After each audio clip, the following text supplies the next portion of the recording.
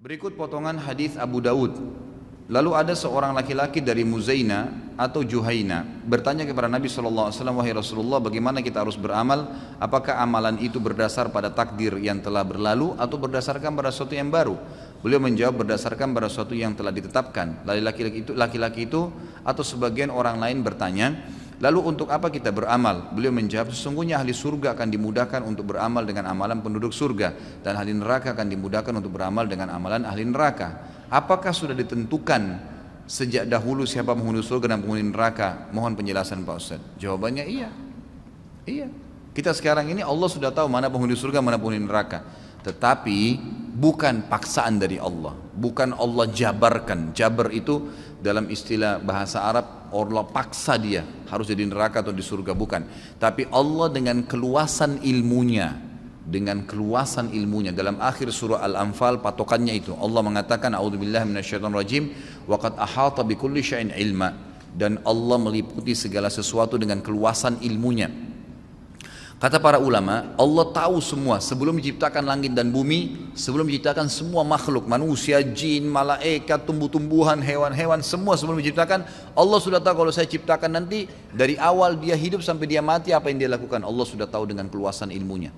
Itulah keluasan ilmu Allah Subhanahu wa taala. Ini yang dimaknakan dengan waqad ahata bikulli syai'in ilma. Allah meliputi segala sesuatu dengan keluasan ilmunya. Jadi Allah memang sudah tahu.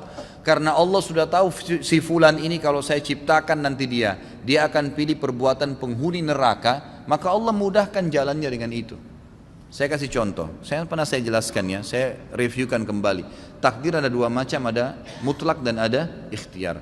Ada yang mutlak, antum tidak bisa campur tangan di situ. Lahir dari rahim ibu siapa, ya, paras wajah kita, warna kulit, umur kita, berapa lama kita akan meninggal, itu semua fungsi-fungsi anggota tubuh, kuping mendengar, mata melihat, hidung menghirup, lidah mengecap, bibir mengucap, semua itu fungsi tidak bisa dialihkan.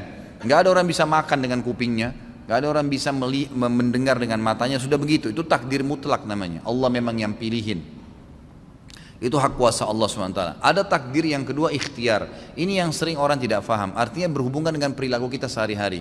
Makan, minum, tidur, menikah, semua itu adalah ikhtiar. Allah termasuk beriman dan kafir itu ikhtiar. Ikhtiar. Sekarang antum bisa duduk di masjid ini, majelis kita bisa pulang. Siapa yang bisa tahan? Walaupun saya bilang jangan pulang akhi, tetap kalau antum mau pulang hak antum, tidak ada yang bisa tahan. Tapi dengan antum memilih salah satu perilaku, duduk atau pulang, Allah sudah tahu pada malam itu, pada detik itu, di majelis itu dia akan pilih pulang atau dia akan pilih duduk, dicatat sebagai takdirnya. Gitu kan? Seseorang mau keluar ke diskotik atau mau tinggal di rumah, dia pilih kan, bebas, gak ada yang paksa dia.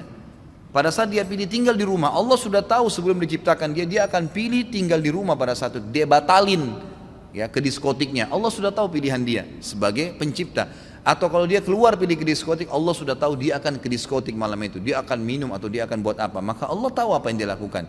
Maka termudahkanlah jalurnya menuju ke neraka karena pilihan dia sendiri ya. Begitulah yang berhubungan dengan masalah ikhtiar. Jadi perilaku sehari-hari, makan, minum, tidur, beraktivitas, termasuk menikah, itu adalah ikhtiar. Ikhtiar, menjadi kafir dan beriman itu ikhtiar, pilihan kita, bebas. Antum sekarang bisa murtad ya, naudzubillah, atau bisa beriman, bebas. Seseorang dengan satu kalimat aja bisa murtad kok. Dia mengatakan saya murtad, naudzubillah, dengan hatinya betul-betul dia ingin keluar, maka dia murtad gitu kan. Orang bisa dari kafir masuk Islam dengan satu kalimat, syahadu an la ilaha illallah, syahadu anna muhammadar rasulullah, muslim langsung pada saat itu, gitu kan. Jadi seperti itu ikhtiar dia, nggak ada yang paksain. Tapi Allah sudah tahu dengan kemahaluasannya, di Lauhil Mahfuz tercatat apa saja yang kita lakukan sampai kita meninggal. Ya mungkin kita belum tahu besok kita buat apa. Seperti itu memahaminya.